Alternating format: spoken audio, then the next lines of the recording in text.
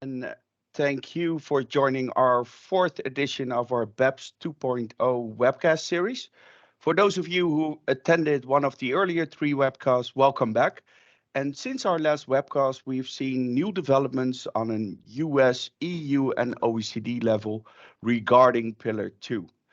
Starting with the US, at the end of March, US Treasury Department released the Green Book, which details the tax proposals in President Biden's administration budget for the 23 financial year. In the EU, we saw on April 5th the ECOFIN not reaching an agreement on the amended EU Minimum Tax Directive. And on an OECD level, the public consultation for the implementation framework took place, whereby input was requested from stakeholders on the issues that should be addressed as part of the implementation framework. Also on Pillar 1, we have seen some progress on the building blocks with new public consultation documents being published. A lot to talk about and limited time, so let's start. First, some introduction. My name is Arun Rambajan, tax partner in the Netherlands and head of international tax in EMA for KPMG. I'll be co-hosting this webcast together with Robert van der Jacht, who's also a tax partner in the Netherlands and chairman of KPMG's EU Tax Center. For those of you who are attending our digital webcast for the first time, we have been talking about various developments in light of Pillar 1 and 2. If you're interested to see one of our earlier webcasts, you can find the playback on our website, myberg.com. Besides Robert and myself, we have our trusted team of panelists on the slide covering political side of the developments. We have Marcus Hayland, a managing director in KPMG's Washington National Tax and frequent speaker to OECD developments and US tax legislation. And we have Vino Kalu, KPMG's EMA regional tax policy leader and former European Commission official. And of course, we have our subject matter experts. We have Jan Moret, director in our Dutch tax practice and an expert in tax accounting. We have Fred van Horze, partner in our Dutch tax practice and part of our Tax Knowledge Center. And last but not least, we have Lieke Mutshuis, senior manager in our Dutch tax practice and an expert in Pillar 2. As always, some administrative items. This webcast is eligible for 1.5 PE hours. If you take part in the webcast, you can register this time with the NOB. You do need to do that yourself. If during the webcast you have any questions, please include them in the chat box. Should we not be able to answer your question during today's sessions, we will reach out to you by email afterwards. This has been working quite well, so please do not hesitate to include your questions in the chat box.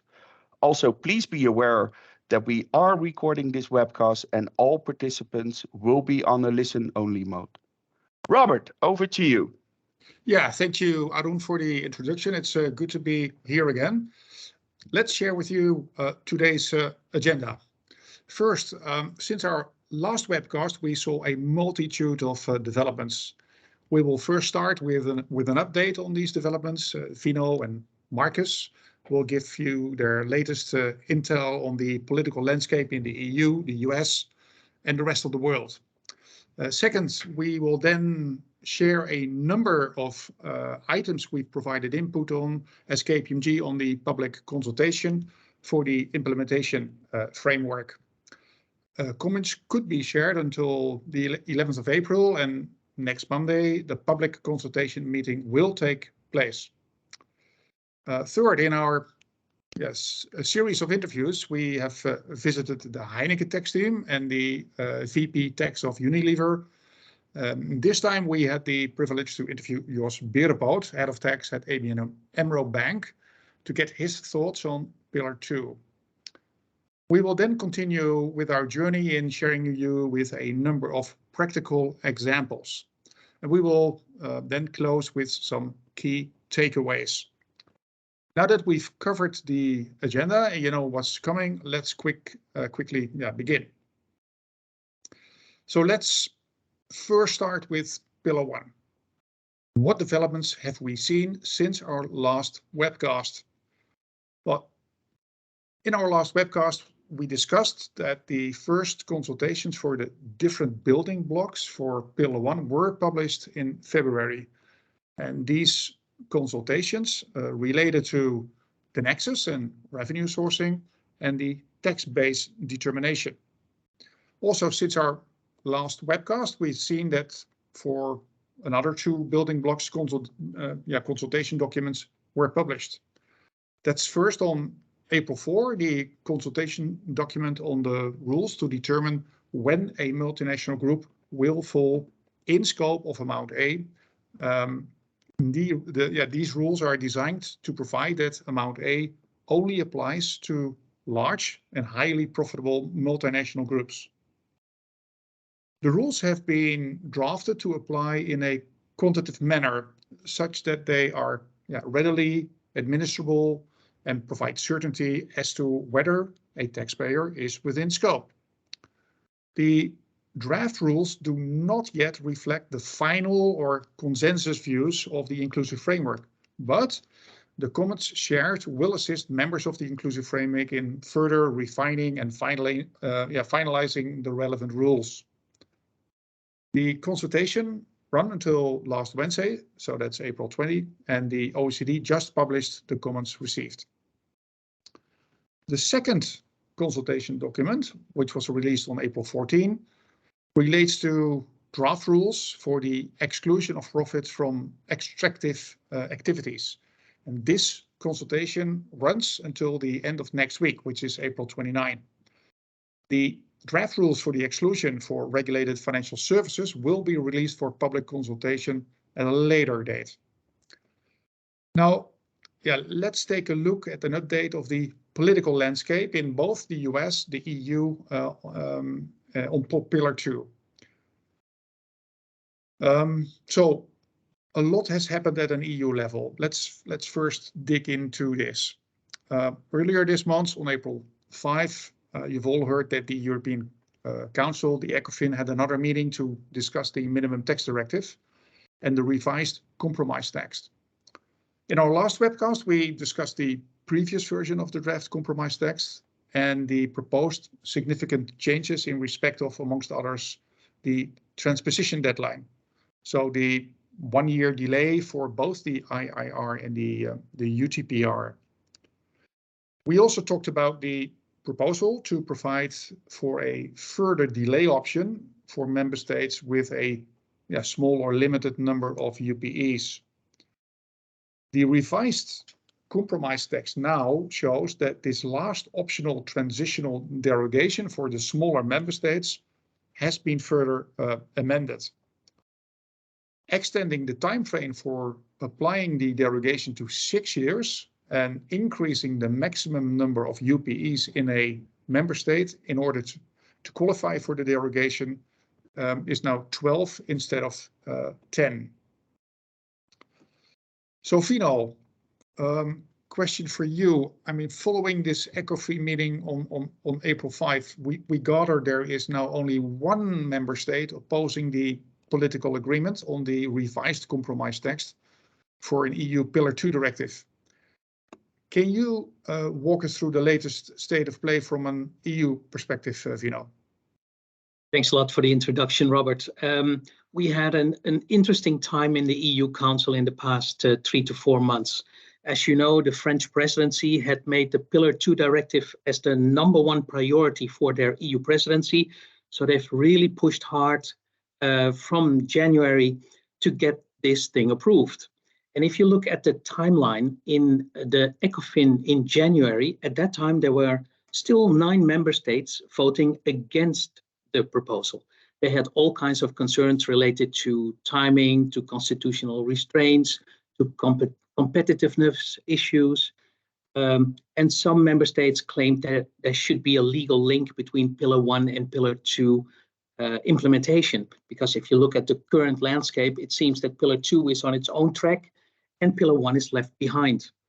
But the French presidency, putting in compromise text, as you explained, a 1-year delay of implementation, potentially a 6-year delay for the smaller member states that have less than 12 ultimate parent entities, led to gradually eroding the no vote in the council. So from 9 no votes until the March ECOFIN, we went to 5 no votes. And at the April ECOFIN, we only have 1 no vote left. So the French presidency had I would say, great success in convincing jurisdictions like Malta, Estonia, and Hungary to come on board, including the new proposal. But the one member state that held out currently is Poland. And Poland continues to make the claim that there should be a legal link, a legal safeguard in the EU Pillar 2 directive that it effectively only applies if Pillar 1 is effectively implemented in the EU. Thank you, Vino. So it appears that only Poland has now reservations. What are these reservations, Vino? Yeah, if you listen carefully to what Poland says, they say we want to ensure that Pillar 1 is also globally implemented, because somehow they seem to have a concern. And that concern is real. A lot of other jurisdictions have a similar concern. But to understand the Polish position, I think we need to take a wider context. At the ECOFIN in April, we saw that the French presidency responded quite surprised and really not really understanding the Polish position, claiming, well, Poland, we really do not understand where this position comes from if we look back at the previous years. Because if you look at the Polish position related to Pillar 1, Poland does not have a digital service tax, very similar to France or Spain.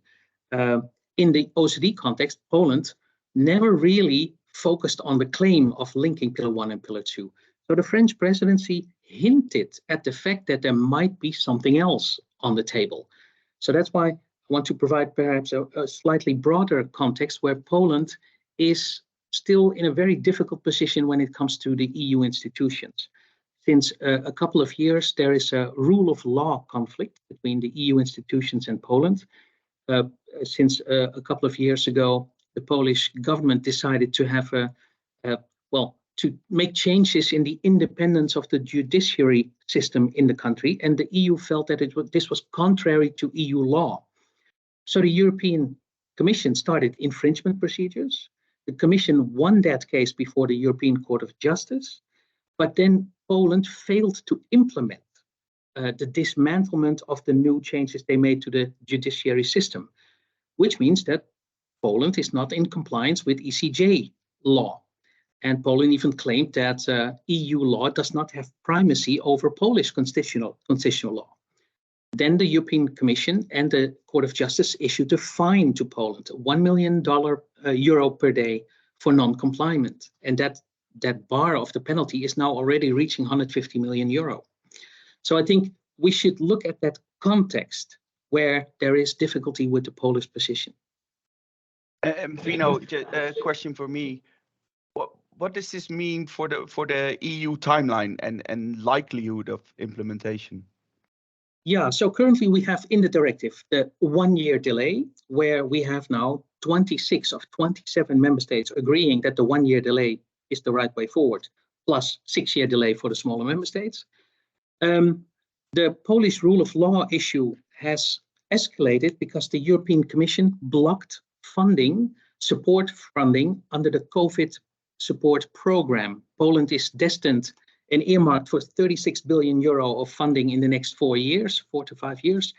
And Poland was blocked because of the rule of law issue. And now it seems, because of the Ukraine crisis and the refugees in Poland, that the EU seems to be willing to make a commitment and release perhaps 10% of that funding to Poland in this context.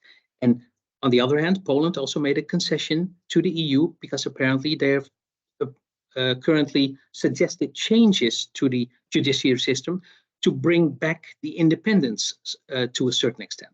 So I see a way forward that perhaps by May or June, Poland could come into the fold. And then I still think that the timeline that we have now, 1-year EU delay, 1st of Jan 2024 for the IIR, is still the timeline that we're looking at. Okay, thank you, Vino. A lot of developments in the EU. Marcus, are you there? because you were running a little bit late. I hope I'm you're here. there.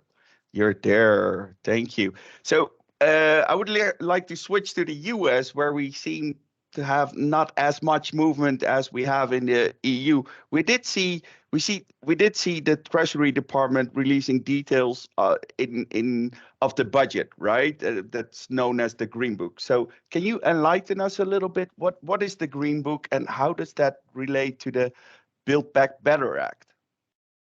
Yeah, so the Green Book that was just released, this is the administration's fiscal year 2023 Green Book. Essentially, it describes the current administration, so in this case, the Biden administration's goals for tax law changes in the coming year. Importantly, this document, it's essentially a proposal by the administration, meaning it would need to be picked up by US Congress, of course, included in a piece of legislation, and then ultimately passed into law to have any practical effect. Another important note is that this particular Green Book is intended to operate in addition to the separate proposals that are in the House version of the Build Back Better Act that passed late last year. I guess a different way to say that is the proposals that are included in this Green Book would work as if that Build Back Better Act has already been enacted. So this would include the country by country changes to GILTI, for example. So it's assuming that those changes are made, which is of course quite a significant assumption. What is, I guess, in there from a substantive standpoint is, it proposes essentially that the U.S. would go even further to align itself with Pillar 2. That is to say, that is in addition to amending GILTI to align with Pillar 2, which, as I noted, is already in that envisioned hypothetical version of Build Back Better.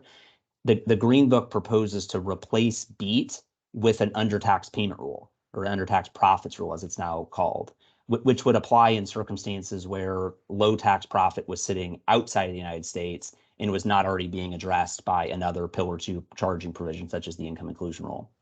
And furthermore, what's also in this Green Book is a proposal to implement a domestic U.S. top-up tax, which would apply in the circumstance where there's low tax profit sitting in the United States itself.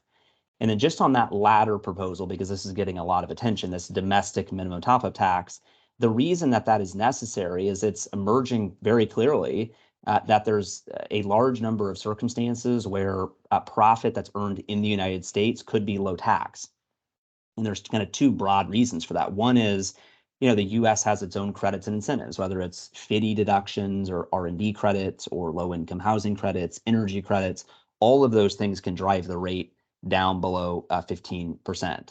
The other reason we're seeing low tax outcomes in the United States isn't so much because of credits, incentives, and preferences, but more just with technical gaps in how Pillar 2 applies to the U.S. tax system. And so this is more sort of technical nuances that emerge. And so this proposal, this domestic minimum tax, is designed to address those circumstances and to result in at least that top-up tax being paid to the U.S. government as opposed to a different country under, for example, the undertaxed profits rule. So what is exactly the status of something like this, Marcus?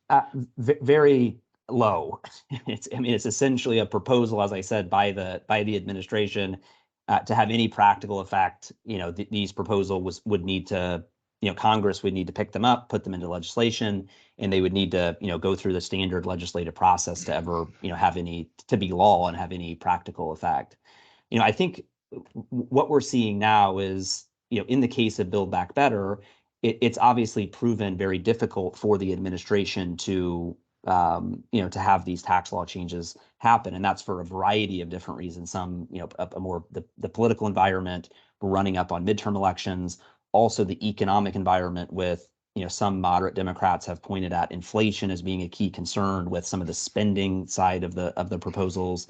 So I think there's, all that to say, I think there's a fair amount of skepticism as to whether any of these proposals that I just went through, whether it's the U.S. adopting a country by country GILTI or the proposals that are in the most recent Green Book to do an undertax profits rule or in a domestic minimum tax, I think there's a fair amount of skepticism in the tax community as to whether any of that can actually happen. Of course, it's possible. I just don't think it's the base case for most taxpayers at this point.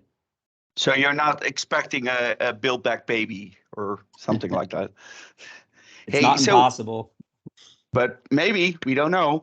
So another thing that I picked up from the papers is there is some worry about some foreign tax credit regulations that were published on the credibility, and that relates to foreign corporate income taxes. But also, I saw some articles that made a link to the UTPR and possibly even the IAR being credible or not. So can you enlighten us a little bit about that? Yeah, so there is this is somewhat separate from Pillar 2, but also has some interactions with Pillar 2, as you say. Yeah. But yeah, there was the Treasury Department released final regulations for final foreign tax credit regulations, and they're quite broad in how they apply. And yes, I mean it is emerging that those rules could deny foreign tax credits for a whole swath of foreign taxes that were previously creditable, including potentially entire corporate income tax systems. So that is definitely getting getting a lot of attention now, and I think there's a big push for Treasury to amend those regulations in some way. As it relates to the intersection with Pillar 2, I think if you sort of take the three charging provisions, right? We have an income inclusion rule, we have an undertaxed profits rule, and then we have these qualifying domestic top-up taxes that we expect to be popping up all over the world. If you sort of take those three charging provisions, and if we assume tax is paid under them in some foreign country, either a foreign parent or a local country or a foreign subsidiary, would those taxes be creditable in the United States? And I think pretty clearly taxes paid under the undertaxed profits rule would very likely not be creditable in the United States. Taxes paid under the income inclusion rule is a little more nuanced. It looks like it could just be a CFC regime, right? I mean, it has features that are similar to that.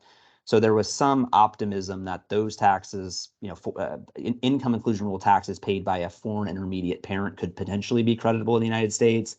But if you've read the commentary carefully, there's talk about a jurisdiction should not provide a credit for the income inclusion rule as part of its domestic system because of circularity concerns.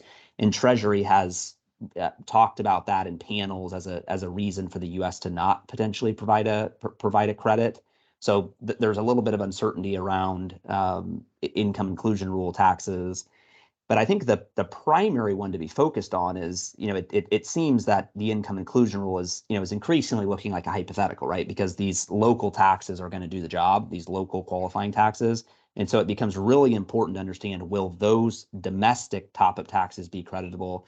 And what Treasury has said on that is it's complicated. We're still studying it. It depends how it's implemented. I think if you look at it from just a foreign tax credit, just to apply the rules, from our standpoint, they should be credible in the United States. That's just looking at the foreign tax credit regulations that we have. But again, some uncertainty around that from statements from officials. So what you're saying is it depends on how they are implemented, right? That's what Treasury is saying. Yeah. Okay.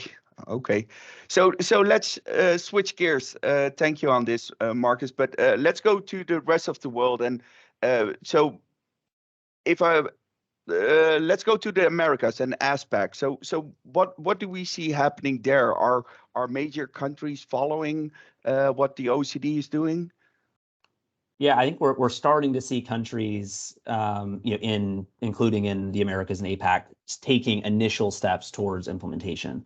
So I think one recent example is Canada unveiled its plan to implement the global rules with effect in 2023 for the income inclusion rule, and then a 1-year delay, 2024 for the undertaxed profits rule. And then it also launched a public consultation, which runs until July 7th, seeking input on the implementation.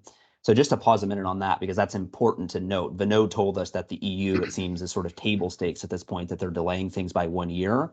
But I think importantly for taxpayers, do not assume that that's going to be the global standard, right? So we're seeing Canada, for example, and other countries have already made indications that they're not seeking a delay.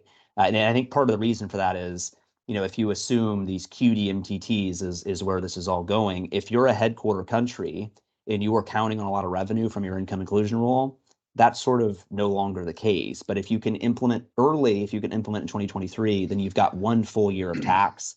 So I think that's one thing that's driving these countries to pursue 2023 implementation. It's a nice way to cover your deficits, right? So it is.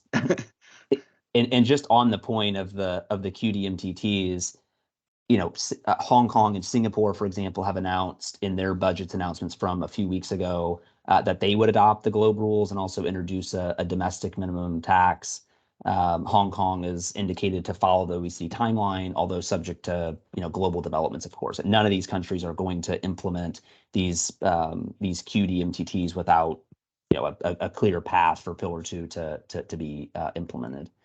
Also, in other APAC countries, we're seeing developments, but similar, to some other countries. For example, Australia, we've seen some unofficial announcements about perhaps pursuing a 2023 implementation. So I think that's some of the highlights we're seeing in Americas and in Asia Pacific. But I think the key development is QDMTTs popping up in all of these investment hub jurisdictions, including Hong Kong and Singapore. I think that is the clear direction of travel. Okay, thanks, Marcus. Yeah, thank you, Marcus.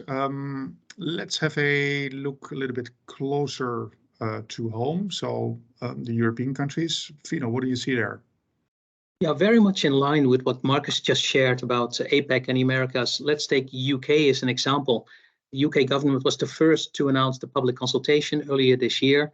And apparently they are set to be on track for 1st of Jan 2023.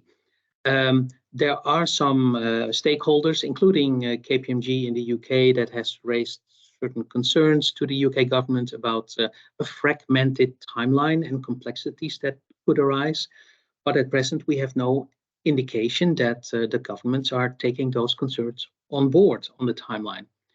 Another investment hub is, of course, Switzerland, and Switzerland also announced that they will basically follow the EU timeline, so application of the IIR from 1st of Jan 2024. That's what we're currently seeing, Robert. And Vino, just on so we see a clear value in having a single coordinated date, right? So we talked about it last time, but do you see anything happening that, for instance, the OECD is willing to take on this coordinating role? Yeah, in the current context of the public consultation on the implementation framework, KPMG, we highlighted this point, and also informally, we have discussed this with several people at the OECD, and there seems to be a slight willingness to listen to the concerns, but still some hesitance about acting on the concerns, because of course, we already have the OECD model rules plus commentary plus timeline agreed by the inclusive framework and the G20 members. So we have an agreement. So just similar to what Marcus said, I think the OECD could also have the opinion, well, let these first countries go ahead at 2023, because that would only trigger further actions of the other jurisdictions not to wait any longer. And Fred, we've also seen some Dutch media reporting about some budgetary setbacks in the Netherlands. In those reports, it is mentioned that a deferral of Pillar 2 creates a budgetary challenge of 1 billion euros. 1 billion euros, indeed. I personally believe that a budgetary challenge of 1 billion euros as a result of Pillar 2 deferral is completely mistaken. When you look at the original analysis by the Ministry of Finance in February this year, they said that introduction of the Pillar 2 rules in the Netherlands was not expected to bring any additional revenue at all, because of two reasons. The first reason was that they expected multinational enterprises to shift profit from low tax jurisdiction into higher taxing jurisdictions. And the other item they mentioned was the introduction of domestic top-up taxes. So on balance, they said, well, we do not expect to receive any additional revenue as a result of Pillar 2. What is true in the media reports is the fact that the Netherlands government, as a result of challenges both on a national level and an international level, indeed faces huge budgetary issues. So this will, in all likelihood, result in Dutch tax increases, especially tax increases for businesses. For example, it became clear yesterday that this will in any case impact the lower tier rate of 15% that currently applies to the first 395,000 euros of taxable profit for corporate income tax purposes. It is certain that this bracket will be cut in half to only 200,000 euros, but it could also be very well that the headline corporate income tax rate of 25.8% will be increased further as well. And the question this raises is what effect this, in combination with other rumored tax increases, could have on the earlier prediction by the Dutch government that as a result of the Pillar 2 rules, multinational enterprises would shift profit-generating activities from low-taxing jurisdictions into the Netherlands. This was expected to bring additional revenue of 0.5 billion euros. The question now is whether this estimation has been too optimistic. So basically the coalition's optimism at the start of their campaign basically now has completely gone down the drain. Thank you, Fred. Hey, we have to close off this session. I do want to go to Marcus first and then Vino. Any thoughts on feasibility, Marcus? Some new momentum with the Green Book. What do you think? I think like Fred, my optimism is also going down the drain on the US. I mean, I think there's general skepticism, as I said, in the business community. That even with the Green Book out there, which is an interesting document, and I think just underlines how committed the Biden administration is to these reforms at the OECD, both Pillar 1 and Pillar 2. But in order for that to be realized and for the United States to conform with Pillar 2, it really needs to be Congress that takes this up, and that has proven very difficult. So I don't think that the Green Book provides fresh momentum. It's possible that these reforms could be made in the United States, but as I say, I just right now it's just hard to be too optimistic about that as a base case. And Vino, how optimistic are you with respect to the EU, or pessimistic? Hopefully not down the drain, right? It's a good question. Of course, for example, the Polish case. This is a political issue. We are unable to give a real estimate on where that will go or whether Poland will continue its resistance. And if so, I don't think that Germany, France, Italy, or Spain will leave this topic on the table. So I think they will do their utmost, maybe not even in 2022, but in 2023, to get to some sort of result. And if still Poland holds out, I would not exclude the options that perhaps a part of the EU would move forward, either in enhanced cooperation or by unilateral steps of individual EU member states. Wow, something to look forward to. Okay, Marcus, Vino, thank you for sharing your insights. We will keep a close look at the developments there and we'll inform you as soon as possible. So I think from the EU and US, Robert, back to you, to the OECD. Yeah, let's have a look at the implementation framework, Arun. Lieke, over to you. Welcome and good to have you here in the webcast. With the public consultation meeting on the implementation framework scheduled for next Monday, what can you tell us on the implementation framework? What are your key thoughts?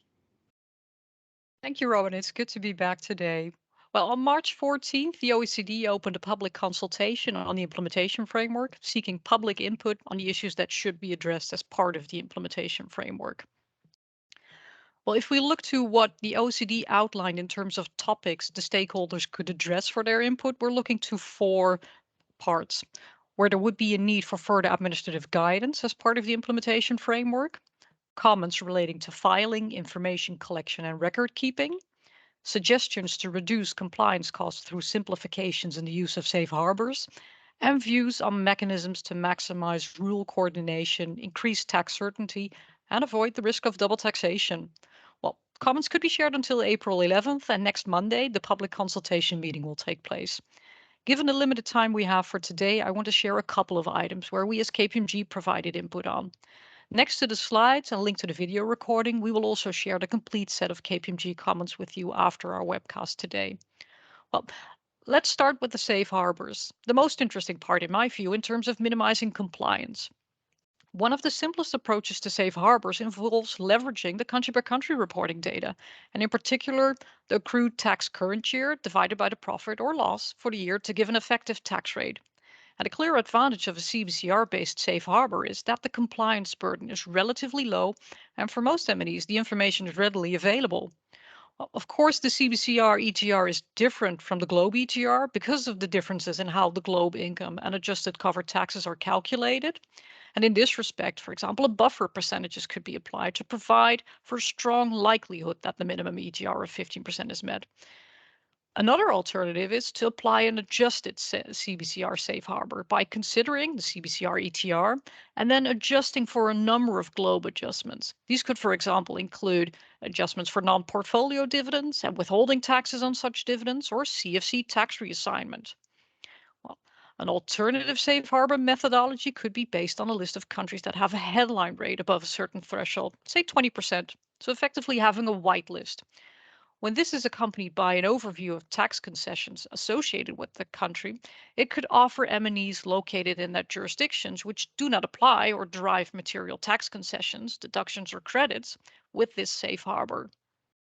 Another item which was very interesting was a section on administrative guidance, where we, of course, started off with the suggestion that the administrative guidance is also shared in draft form so that everyone can allow for providing public input from all stakeholders, both tax advisors as tax authorities.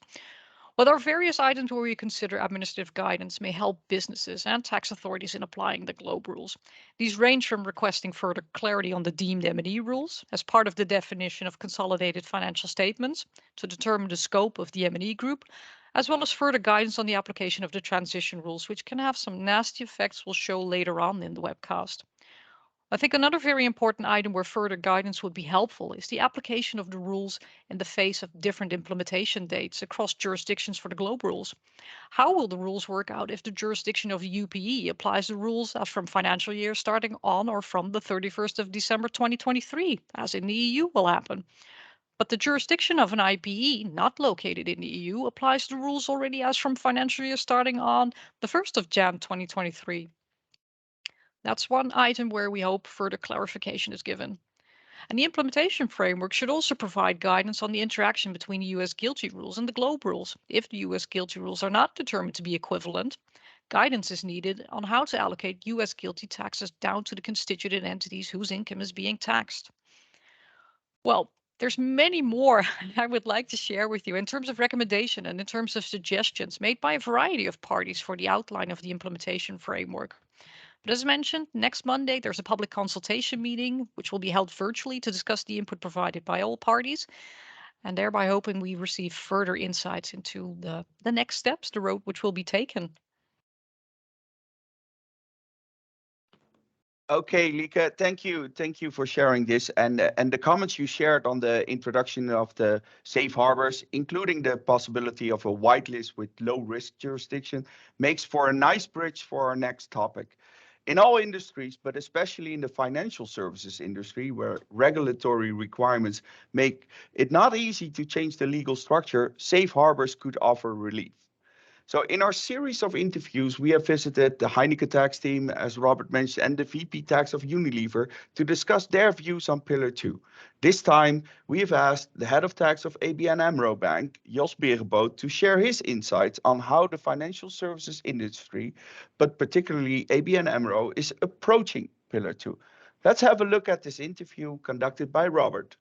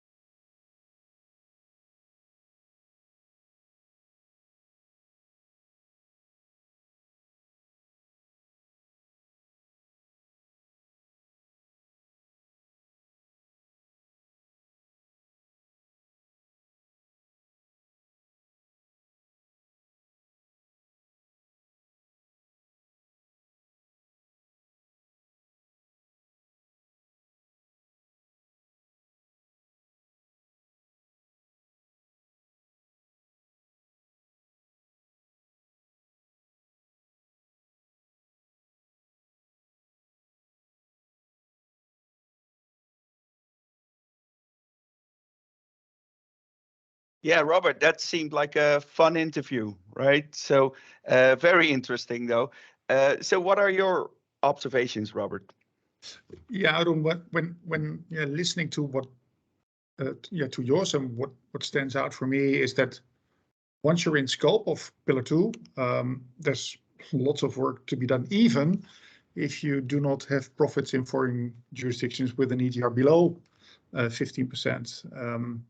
And yeah, Jos seems to fear that the safe harbor rules will not be going to help much unless you introduce a whitelist. So what Jos has in mind is that if you are active in a country that's on the whitelist because of its high headline corporate income tax rate, you're off the hook for that country for Pillar 2 purposes.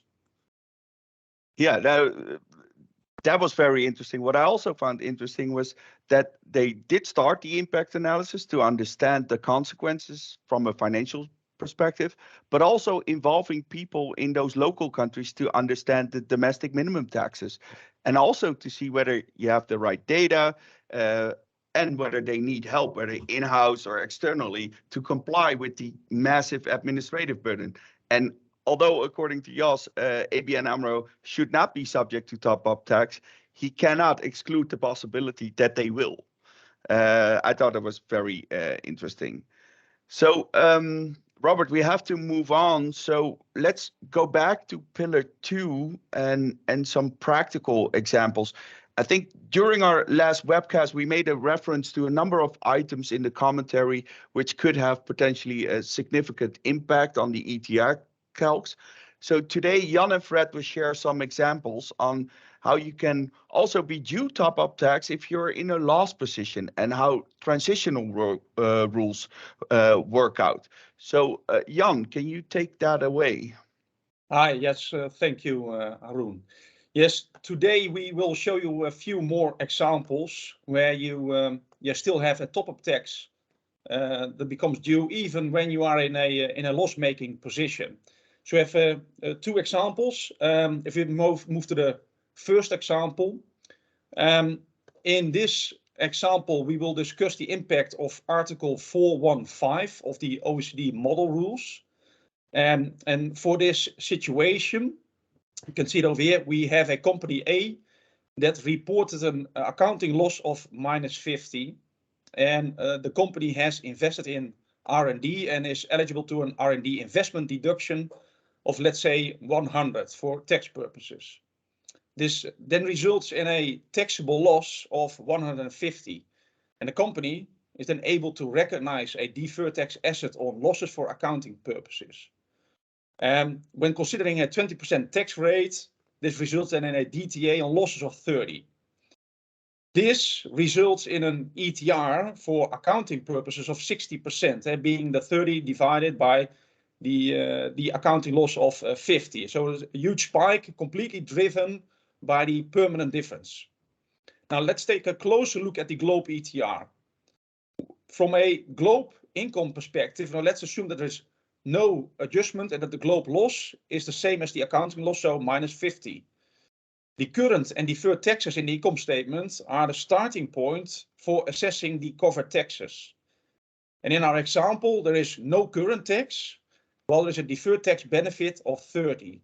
And under the globe rules, the deferred tax asset that needs to be recasted at the minimum rate of 15%. So this results in a 22.5 adjusted covered taxes. Now, when you then make the globe ETR calculation, you will arrive at an ETR for globe of 45%, and which is obviously below the 50% minimum rate. So you would not expect to fall under the top-up tax. But now here is this Article 415. This provides for a special rule and also applies to a limited number of situations. And the situation that is described under Article 415, that is summarized, and you can see it on the right side of the screen in the decision tree. The first step of Article 415 is to verify if there is a no net globe income. And in our situation, we see that we have a globe loss of 50. So the answer is yes. When we then have to move on to the second question, in order to fall under Article 415, the adjusted covered taxes have to be less than 0. Now, in our situation, we have determined that the covered taxes amount to a benefit of 22.5. And under the GLOBE rules, that's important to note, is that a deferred tax benefit is shown as a negative tax expense. So therefore, the answer to the question whether the adjusted covered taxes are less than 0 is indeed, in that case, it's a yes. Then the last question is whether the adjusted covered taxes of 22.5 benefit are less than the so-called expected covered taxes. And the expected covered taxes is equal to 15% of the GLOBE loss of 50, which is then a benefit of 7.5. Now, the GLOBE rules, they say if the adjusted covered tax of 22.5 are less than the expected covered tax of 7.5, then you are subject to the Article 415. That in that case, according to this article, results in a top-up tax for the difference between these two amounts, resulting in 15 top-up tax. So summarized, what does this mean? This means that even if a company is in a GLOBE loss position, triggered by a permanent difference, then additional top-up tax may become due. So Jan, that's quite surprising. So even in a loss position, you could be faced with a top-up tax, frankly, being the 15% times the 100, right? Yes. Yeah, indeed. Yeah. So even indeed, when you are in a loss position under the GLOBE rules, then you can still end up in a top-up tax. And this is especially relevant for tax jurisdictions that grant certain investment allowances that reduce the taxable income, but also environmental allowances that reduce the taxable income to a loss position. And it might be considered to have a close look at the GLOBE loss election to see what it is going to have potentially on a cash tax impact, but this really requires a further analysis. Okay, your next one, Jan. Yeah, so if we move to the next example, we will see another situation where you would not expect a top-up tax. This situation applies for transactions after the 30th of November 2021, and where a loss was generated that resulted in DTA, while the loss would normally be excluded from the GLOBE income or loss computation. Jan, just on that date, that was 15 December, but they changed it, right? That was changed back to 30th of November, making it equal to the date in the Pillar 2 rules, right? Yes, that's correct. Yeah. Now let's say that we have, for this example, we have a company B has an investment in company C. It has the investment shown on the balance sheet for book and tax purpose of 100, and in the year 2022, company B is going to make an impairment on its investment. So it's going to impair company C from 100 to 0. So that results in an accounting loss of 100, as you can see. Under the tax legislation of company B, the impairment loss can only be taken as a deduction when the company is being liquidated. So let's assume that this is going to happen next year, 2023. That means that as per closing balance 22, a temporary difference exists, since the book value of the investment is 0, while for tax purposes the value remains at 100. Now, this results in a temporary difference as per closing balance. Need to calculate any deferred taxes of 20, which is 20% against this temporary difference of 100. Now, the recognition of this DTA is shown in the P&L, deferred tax benefit of 20. But when you consider an accounting loss of 100, that results in an ETR for accounting purpose of 20%. Now for GLOBE, for 2022, no GLOBE ETR calculation is needed since the GLOBE rules are enacted, as we assume, as the 1st of January 23. Now, if we look at the year 2023, then we assume that the GLOBE rules are enacted. Let's also assume that company B is profit-making, profit of 100, and that it has the liquidation of company C has been completed. So for tax purposes, it can write off the 100 investments, so being a tax deduction. The taxable income, in that case, is 0, being the accounting profit of 100 less deductible liquidation loss. Due to this 100 write-off for tax purposes, the book and tax basis as per closing 23 is 0. So no temporary difference remains, and the DTA on temporary difference of 20 is released via the P&L. So a deferred tax expense recognized for accounting purposes.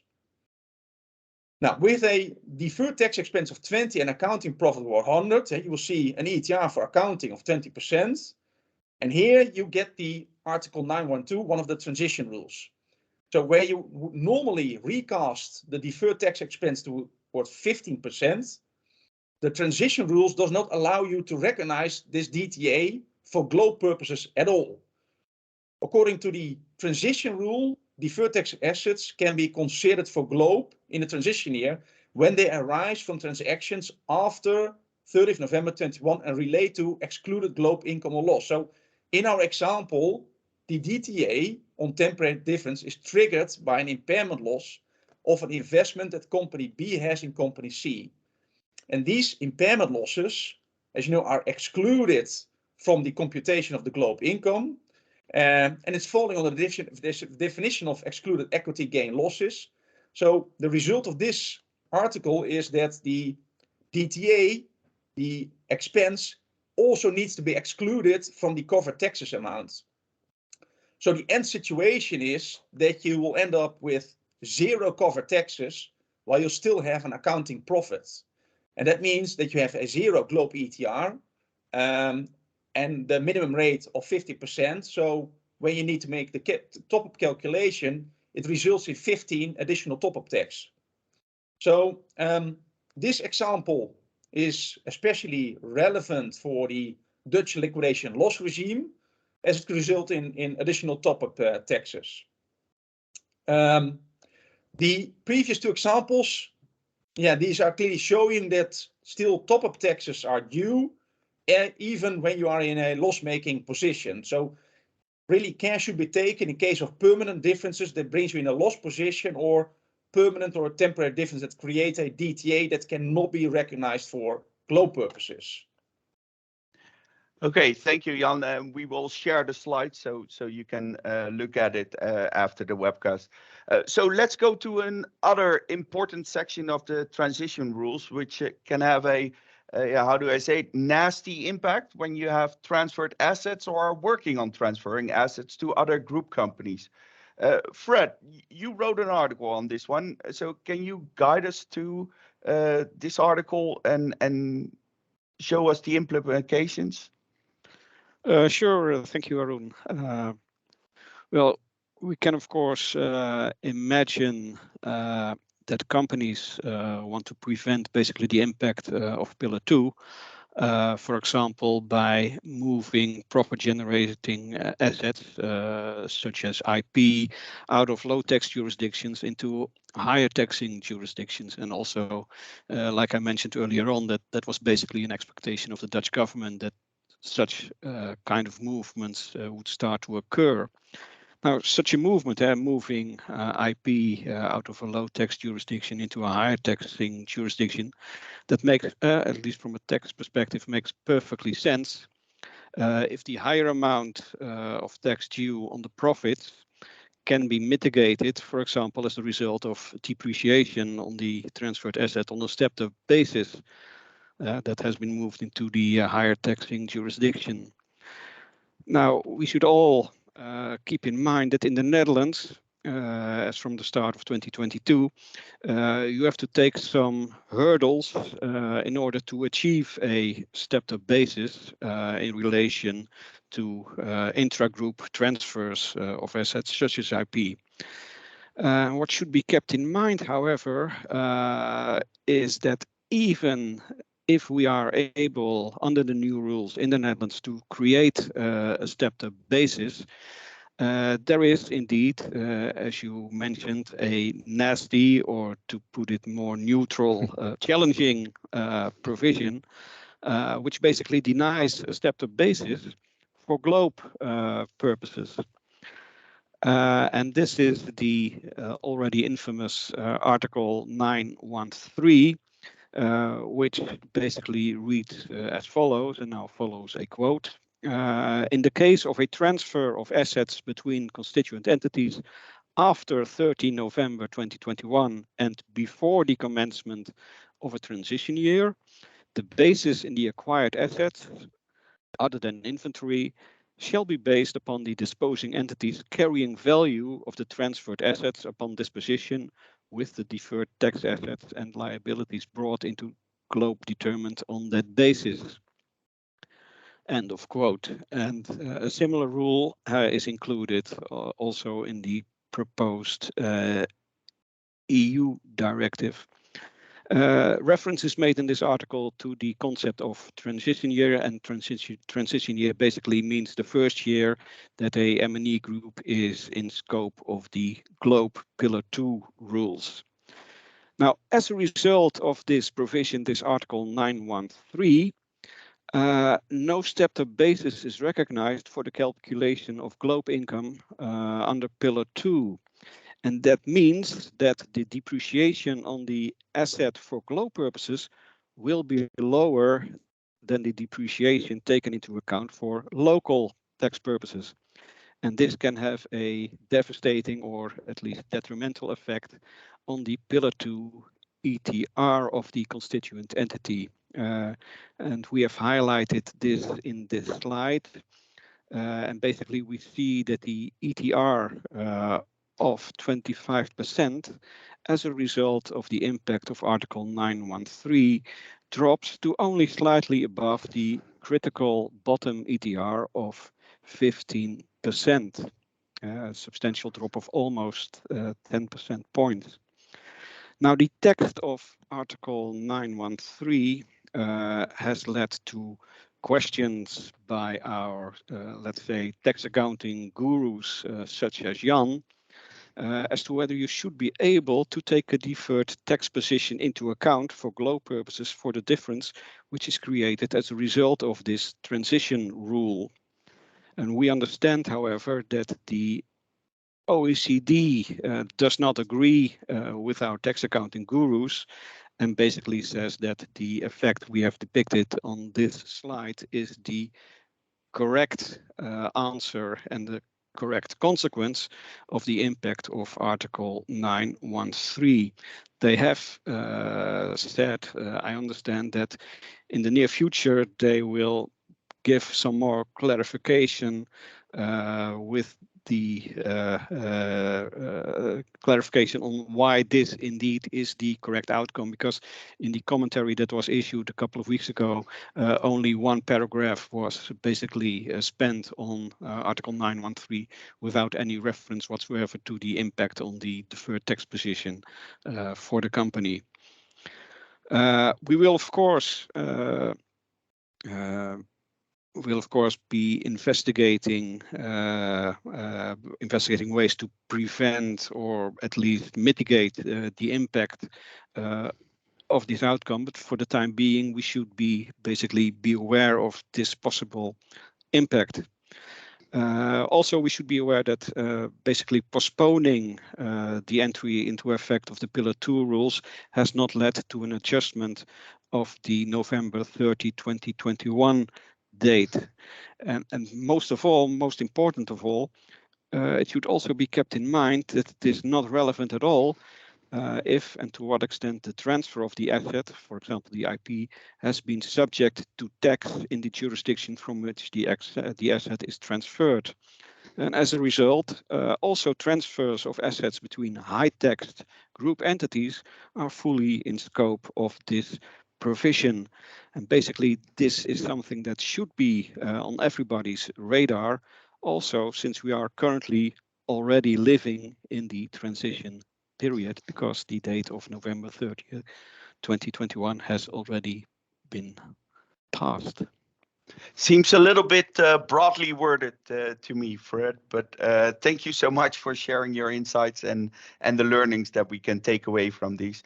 So we're nearing the end of today's session, and I do want to have some share some key takeaways. So what we see in the we see some disturbance in the agreed timeline, and the EU is until now not able to get consensus on the way forward. And listening to our panelists, and especially Vino, my take is that the EU should move before other countries will move. It will be interesting to see whether we can indeed have Poland on board by the next ECOFIN meeting in May, and how the rest of the world will then respond. Will they follow up? Will they follow the deferral or jump the gun and be the first to impose top-up tax? We'll need to wait and see what happens. Meanwhile, the OECD continues to run full force ahead as planned, and we will see further work on the STTR and the implementation framework and safe harbors, starting with the implementation framework, where a public consultation meeting will take next Monday. So from the interview with Jos, we can deduce that ABN AMRO is doing an impact analysis, although their feeling is that they should not be subject to top-up tax.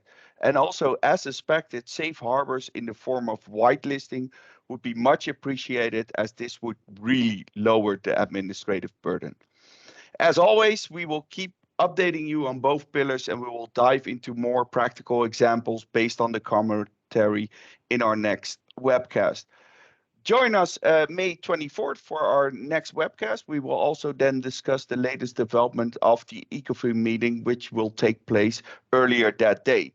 We're also planning to have a live session at our offices in Amstelveen after summer in September, and there's more to follow on that. Before we end, let's go do one more round to our panelists. Vino, any final remarks? Yeah, given the complexities of the current uncertainty, I think it's still very wise to stay vigilant, monitor developments, and start impact analysis. I think that's clear. And if we take EU 27 as a block, plus the jurisdictions that we discussed in the rest of the world, that are 8. So we have 35 jurisdictions currently that are willing to implement GLOBE rules, and they represent, I think, 35% of global GDP. So in my mind, the OECD will have truly reached a critical mass here. Okay, Marcus, any final remarks from your side? Yeah, I'll be closely watching those ECOFIN meetings that Vinod mentioned to see. I think the EU is a important player in this area. I think they're the sort of linchpin, if you will. So I think whether Poland comes into the agreement is something I will certainly be watching. And then, of course, where I sit, I will, of course, have an eye on the United States to see what emerges from all of that. But importantly, it doesn't seem like those 35 countries that Vinod mentioned are sitting around waiting for the United States. So it seems countries are willing to move ahead even without the United States. But nonetheless, I think it'll be important to see how the U.S. Reacts to all this, if at all. Okay, thanks, Marcus. So let's wrap up now. To those of you who raised the question that we have not been able to cover or respond to, one of us will reach out to you via email. And also, if you have questions after today's webcast, please email us. Please don't hesitate to also use our KPMG Digital Economy Tax Tracker app for updates on key news and developments, and to get access to the KPMG member firm publication. This app is free to download in the App Store and Google Play. Our thanks to everyone attending today's webcast. We will be distributing the slides and playback via email shortly. In the meantime, please do not hesitate to contact us if you have any questions. Thank you all and wish you a nice evening. Bye. Bye-bye.